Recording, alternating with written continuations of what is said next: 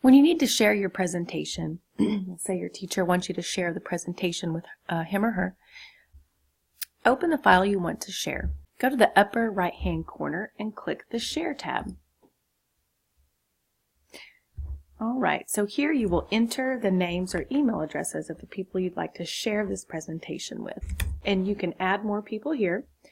To the right here, you'll see a pencil icon. This means that the person you're sharing it with can edit the file directly. Your teacher will probably want you to set this to edit. You could also have it set to can comment, and the person would only be able to comment, or can view, and the person would only be able to view your document. Then you can add a note here. If you'd like to send a shareable link to someone, click this link, and a specific link will come up that will link to your document.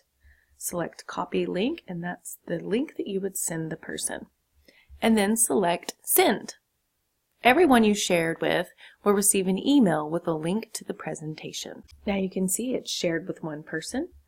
I can also see a link at the bottom of my tab up here, and I can also click on it and go to Advanced and see who I've shared it with.